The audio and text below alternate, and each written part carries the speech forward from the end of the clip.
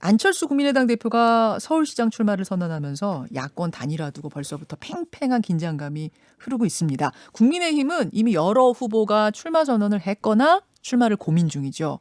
그중 한 사람이 바로 김근식 교수입니다. 김 교수는 김종인 비대위원장으로부터 출마를 직접 제안받은 것으로 알려졌어요. 어떻게 보면 김종인 비대위원장이 낙점한 후보 아닌가 이런 생각도 드는데 본인은 바로 결정을 못하겠다. 이번 달까지 고민하겠다라고 한 상태입니다. 이번 달이 한 일주일 남았습니다. 그렇죠, 교수님?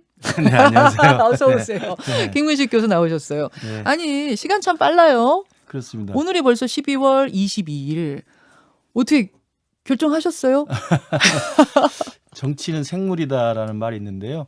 제가 그 말씀드렸던 건 이제 다양한 이제 정치적 그 환경과 변수를 예상을 했던 겁니다만 며칠 전에 이제 안철수 대표가 서울시장 출마로 이제 선회를 하시는 바람에 예. 또 다양한 또 변수에 생긴 게 있는 것 같습니다. 그래서 아, 이런저런 고민들 계속 하고 있고요. 저는 그 원칙으로 돌아가서 정도를 지키는 것이 항상 정치에는 기본적으로 필요하다고 봐요. 그래서 제가 처음부터 생각했던 이 출마의 고민들 다시 원칙으로 돌아가서 똑같이 일관되게 고민을 하고 있고요.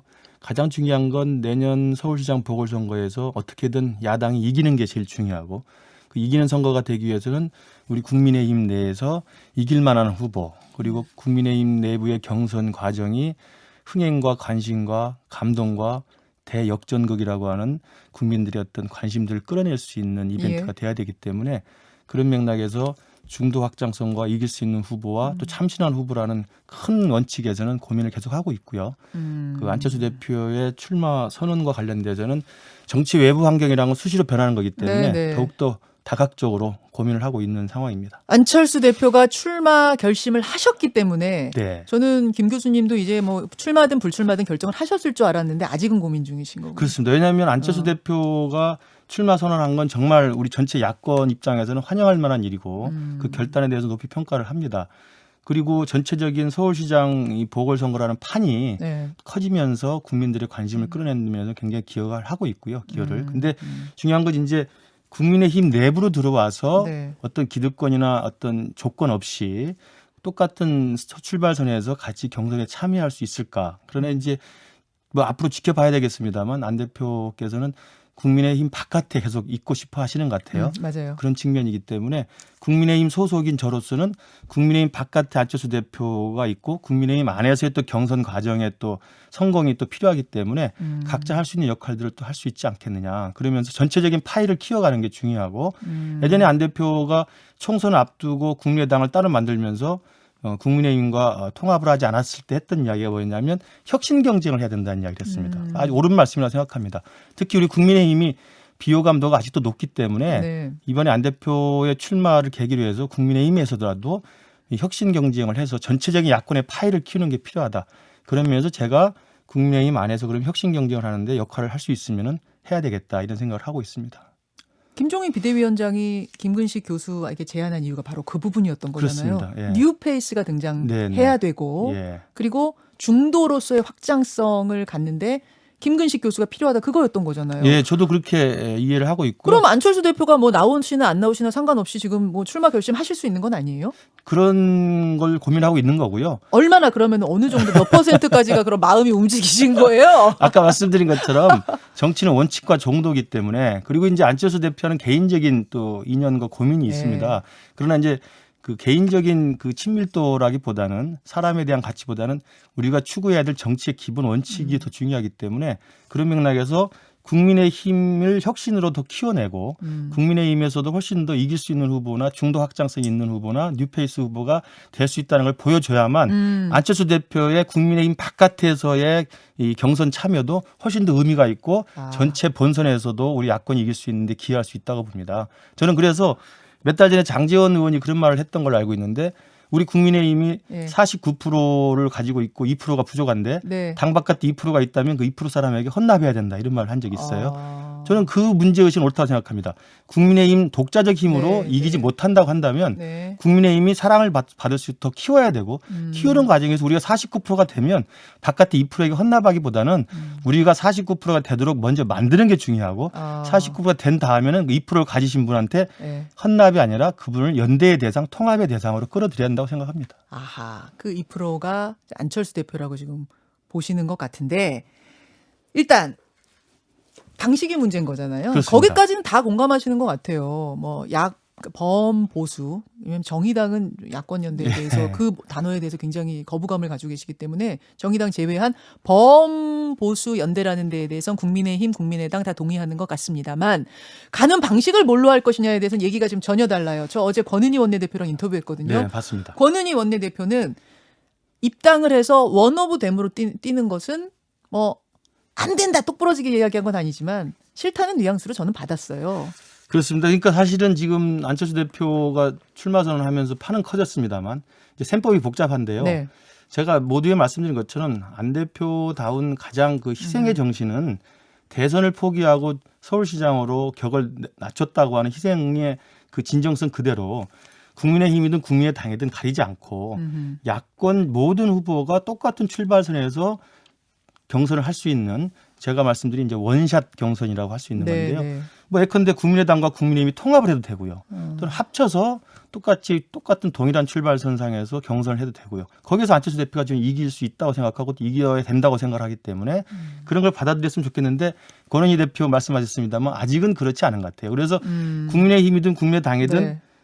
서로 간에 자기의 파일을 키워내면서 상대방을 끌어들이려고 하는 지금 계산이 강할 수밖에 없습니다. 예. 이걸 저는 이제 트레이드 오프 관계라고 보는데요. 그러니까 전체 판은 키워졌습니다만 안철수 대표는 안철수 대표대로 당 바깥에서 자기의 힘을 키워야 되고 예. 우리 국민의힘은 국민의힘대로 경선을 계속 성공적으로 흥행에 성공하면서 예. 감동을 연출하면서 또 파일을 키워야 되기 때문에 그 트레이드 오프 관계에서는 과연 전체 혁신 경쟁을 키우는 효과는 있습니다만 예. 트레이드 오프가 지나치게 자기 아니면 안 된다라고 하는 아. 치킨 게임으로 가서는 저는 안 된다고 안 된다고 생각합니다. 생각하세요. 그런 맥락에서 보면 뭐 안철수 대표나 권은희 대표가 국민의힘으로 들어오는 것이 영 그 불편하다고 한다면 네네. 제가 볼 때는 일정한 시기에 국민의힘 내부에서의 내부 경선의 일정한 단계에 당 바깥의 제3지대에서 범야권 단일화를 위한 경선 관리위원회 하나 만들어 가지고 거기에 모든 후보가 똑같은 조건에서 경선을 원샷으로 하는 것도 저는 하나의 방법이라고 생각합니다. 완전 입당이 아니고. 그렇습니다. 예. 그리고 초창기부터가 하는 게 아니고 국민의힘에서 일정한 단계가 되면 한 후보를 뽑은 수도 아니고. 그건 아니고 한 그렇게 되면 중간쯤. 너무 공정하지 않고요. 그렇게 되면은 국민의힘에서 예, 열심히 예. 노력해서 한 후보가 뽑혔는데 당 밖에 있는 안철수 후보랑 또다시 결선을 한다는 것은 네네. 이게 우리 야구의 코리안 시리즈가 아니거든요. 이 경선이라는 게. 그리고 또 국민의힘에서 그건 안 받을 예, 것 같아요. 그리고 또 하나는 그렇게 되면 금태수 후보하고 그럼 또 한 번 결선할 겁니까? 이게 애매한 무소속. 겁니다. 예, 그래서 저는 국민의힘에서도 많은 후보가 지금 출마를 준비하고 있기 때문에 근데 후보들 전부가 같이 할 수는 없어요. 그러면 일정한 기준을 정하면 됩니다. 뭐 3명이면 3명, 4명이면 4명. 지지율 몇 프로 이상 또는 몇 명 정도를 컷오프를 시켜서 네. 그분들하고 안철수 대표하고 뭐 원한다면 금태수 의원까지 해서 당 바깥의 제3지대의 범야권 단일 후보 경선위원회를 만들어서 그런 또 사례가 있습니다. 네. 2002년에 노무현 후보하고 정몽준 후보가 당적이 달랐습니다만 네. 단일 후보로 여론조사를 한 적이 있고요. 있죠. 2011년에도 박영선 민주당 후보나 네. 무소속의 박원순이나 네. 민주노동당의 최기호 후보가 범야권 단일 후보 경선에 다 따랐습니다. 따라서 한 명을 뽑았거든요. 저는 그런 식의 방법도 충분히 가능하다. 그래서 중요한 것은 그 이전까지 국민의힘은 국민의힘대로 혁신 경쟁을 하고 제가 그 혁신 경쟁에서 할 수 있는 역할을 좀 찾아서 할 수 있으면 하고 네. 그리고 또 안철수 대표는 당 바깥에서 혁신 경쟁을 하면서 전체 파일을 키워나가면서 선의의 경쟁을 하는 게 낫다고 생각합니다. 이거군요. 저는 조금 풀리는 것 같은데 안철수 대표가 일요일 날 기자회견하면서 공정한 경쟁이 전제된다면 이런 말을 했어요. 맞습니다. 공정한 경쟁이라는 이야기를 강조하는 게 무슨 의미일까 했는데 이런 구도가 가능하겠네요. 왜냐하면 국민의힘의 지금 그 경선 룰에 확정된 것에 따르면 본 경선은 책임 당원 20%가 포함이 돼 있어요. 그러면 사실은 안철수 대표는 받기 힘든 룰이거든요. 그렇기 맞아요. 때문에 컷오프나 아니면 일정 지지율 이상 정도만 추려서 당 바깥에서 책임 당원이라고 하는 비율을 이제 없앤 상태에서 알겠습니다. 다 수용할 수 있는 공정한 룰을 만든다면 충분히 가능한 이야기라고 생각합니다. 이게 김근식 교수님 혼자만의 생각입니까? 당에서도 이런 좀 공감대가 있습니까? 오늘 이 김현정의 뉴스를 계기로 해서 상당히 확산될 거라고 봅니다. 알겠습니다. 어쨌든 안 대표 등판으로 판이 커질 거라고들 얘기를 해요. 왜냐하면 안 대표와 단일화해서 이기려면 국민의힘도 확실히 이길 만한 주자를 내세워야 할 거고 자동으로 민주당 후보의 체급도 올라갈 수밖에 없는데 국민의힘의 나경원, 오세훈 이런 분들 나오실까요? 제가 볼 때는 뭐 많은 분들이 나와서 안철수 대표가 이렇게 나오는 것처럼 네. 좋은 분들이 또 많은 분들이 나와서 참여하는 게 저는 전체 판을 키울 수 있는데 기여한다고 보고요. 근데 이제 오세훈 후보 같은 경우는 대선을 생각하시는 분인데 그래도 나오는 게 나아요? 저는 그 오세훈 전 시장에 저는 그 고민이 있을 거라고 생각합니다. 네. 그리고 나경원 의원도 사실은 사실은 그 출마를 기정사실로 할 거라고 보는데요.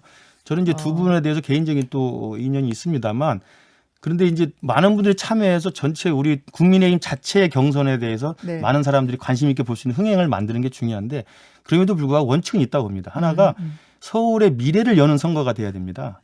이게 다시 자칫 과거 프레임으로 돌아가는 예, 선거가 예. 돼서는 안 되기 때문에 예. 서울의 미래와 관련된 선거여야 되고 두 번째는 내년 서울시장 보궐선거는 제 생각에는 명백한 문재인 정권에 대한 심판 선거이기 때문에 이게 다시 야당 심판으로 프레임이 짜서는 저는 안 된다고 생각합니다. 그래서 서울의 미래를 고민하는 선거, 문재인 정권을 심판할 수 있는 제대로 싸울 수 있는 선거, 중도 확장성이 있는 선거. 그런 사람이 나와야 한다. 예, 그렇게 생각합니다. 후보를 자칫 잘못 뽑으면 다시 야당 프레임으로 갈 수 그렇습니다. 있다. 그리고 후보의 개인적인 특성과 장단점에 따라서 네. 과거 프레임, 야당 심판 야당 프레임으로 비판 프레임. 돌아갈 수가 있기 때문에 그런 면에서는 좀 많은 아하. 분들이 심사숙고해야 되지 않나 싶습니다.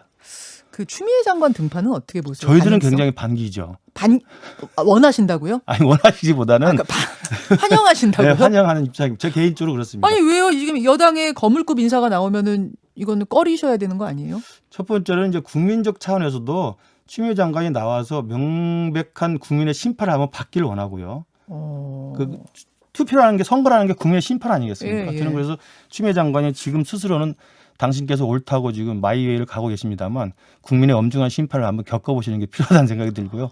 두 번째로는 지금 거론되는 민주당의 서울시장 후보들에 더해서 네. 추미애 장관이 또 후보로 뛴다면 저희로서는 나쁠 게 없는 게 제가 생각하는 추미애 장관은 그 이른바 대깨문이라고 불리는 열성 지지층들한테는 굉장히 환호를 받을 수 있겠지만 전체 중도층이라고 하는 서울시 유권자들한테는 굉장히 또 비호감이 클 수도 있다고 봅니다. 그래서 표의 확장성이 부족하다는 측면에서 본다면 저희 야당 입장에서는 나쁠 게 없다. 나쁠 게 그리고 오히려 나오셔서 정당하고 당당하시다면 국민의 심판을 받는 것도 저는 필요하다고 봅니다.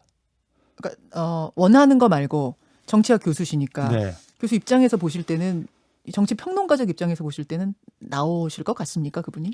나오기는 쉽지 않을 겁니다. 쉽지 않다고 네, 보세요. 그렇습니다. 대선은요? 그건 또 아직 시간적 여유가 있기 때문에요. 추미애 장관 입장에서는 검찰 개혁이 진행되는 과정, 그다음에 윤석열 총장 문제가 지금 아직 진행 중이지 않습니까? 그 내용들이 마무리되는 걸 보면서 대선 문제는 좀 심사숙고하지 않을까 싶습니다. 시장은 나오기 힘들 거라고 보시고 대선은 요 상황에 따라 나올 수 있는 가능성도 있다. 네, 그렇게 봅니다.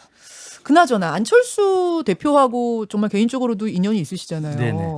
안철수 대표 이번에 이렇게 나설 것도 아주 먼저 좀 선제적으로 이렇게 나서실 거라고 예상하셨어요? 전혀 못했습니다. 전혀 못하셨어요? 네. 그러니까 그때도 한번 말씀드린 것처럼 그 김종인 위원장한테 그 이야기를 들은 다음에 저도 고민의 지점들은 바로 안철수 대표가 나오지 않을 거라는 전제하에서 생각을 했던 건데요. 왜요? 나오시면 왜 김 교수님 왜 못 나가십니까? 인간적인 도리에 고민이 있겠죠. 아. 그러나 이제 제가 아까 말씀드린 것처럼 정치는 원칙과 정도를 걷는 것이어서 인간적 가치보다는 우리가 추구하는 정치의 가치가 더 중요하다는 생각이 들고요. 그런 면에서 보면 저는 안철수 대표가 이렇게 선제적으로 선회한 것도 네. 저는 그분의 희생이고 결단이라는 점에서 환영을 합니다. 안철수 대표 이번에도 혹시 철수하는 거 아니냐 막 이런 얘기를 또 여당에서 하는 분도 계세요. 이번에 또 철수하면 사실은 정치적 미래는 사실은 없다고 봐야 되겠죠. 그래서 사실은 이번에 대선에서 서울시장으로 유턴한 이유는 네. 본인의 어떤 그 절박함도 있겠습니다만 또 한편으로는 여기에서 이루지 못한다고 한다면 더 이상의 정치적 미래는 없다고 하는 저는 배수진을 쳤다고 생각합니다. 예, 그런 면에서는 저는 결단이라고 생각하고요. 다만 그것이 실제 아까 제가 말씀드린 것처럼 야권 전체의 파이를 키우는데 기여할 수 있는 혁신 경쟁 그리고 본인의 기득권이나 어떤 특권보다는 네. 모든 사람이 동의할 수 있는 희생의 정신을 보여주는 거. 네. 이제 그런 것들은 안철수 대표 측이나 우리 국민의힘 측에서 다 귀담아 들어야 될 가치라고 생각합니다. 그런 역할을 한다면 설사 서울시장에서 떨어지더라도 대선이 있다고 보세요? 그렇습니다. 아. 왜냐하면 우리 대한민국 국민들은 정치인에게 바라는 것은 승리, 뭐 네. 싸움에서 이기는 게 중요한 게 아니고요. 감동과 사실은 공감이거든요. 그러면서 본다면 정치의 기본은 원칙과 정도를 가면서 패배하더라도 끝까지 가는 모습. 그러면서도 국민들에게 호소할 수 있는 공감의 정치 이런 것들이 결국은 감동을 준다면 단기전에서는 패배하더라도 장기전에서는 이길 수 있다고 생각합니다. 알겠습니다. 김근식 교수 지금 만나고 있는데요. 오늘 마침 또 윤석열 총장이 신청한 집행정지, 징계 집행정지 신청에 대한 신문 날이기도 합니다. 시간이 별로 없어서 결과 예측은 안 여쭙고요. 윤 총장 거취에 대해서 어떻게 생각하시는가 궁금해요. 저는 일단 임기를 채우는 것이 지금 전 국민의 염원이기도 하고 또 윤석열 총장 개인의 또는 의지이기도 하기 때문에 임기를 채울 수밖에 없는 상황이라고 보고요. 다만 그것은 자기 의지와 상관없이 임기를 못 채우고 뽑혀 나갈 수는 있습니다. 그럼에도 불구하고 임기를 채울 수밖에 없는 본인의 지금 길이 있고요. 임기가 끝난다면 저는 정치를 할 가능성이 굉장히 있다고 생각합니다.